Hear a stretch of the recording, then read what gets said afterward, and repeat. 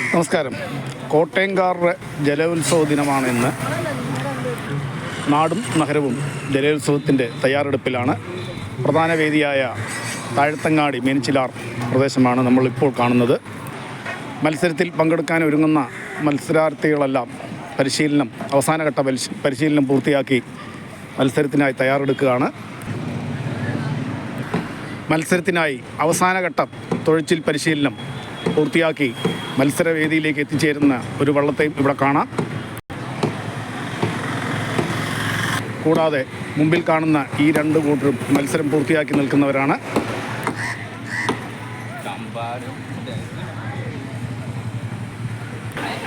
മത്സരത്തിന് അകമ്പടിയായി സംസ്ഥാനത്തിൻ്റെ വിവിധ ജില്ലകളിൽ നിന്നും എത്തിച്ചേർന്ന കലാകാരന്മാർ വാദ്യമേളത്തോടെ ഇവിടെ തയ്യാറെടുത്ത് നിൽക്കുകയാണ്.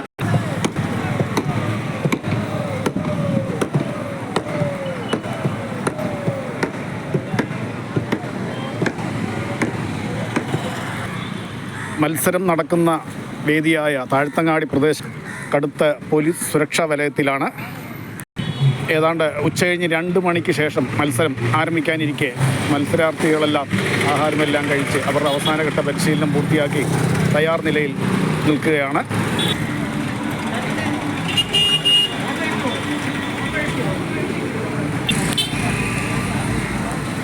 മത്സരത്തിനായി സംസ്ഥാനത്തിൻ്റെ വിവിധ ജില്ലകളിൽ നിന്നും മത്സരാർത്ഥികൾ എത്തിയിട്ടുണ്ട്. മുൻകൂട്ടി തന്നെ എത്തിക്കഴിഞ്ഞു.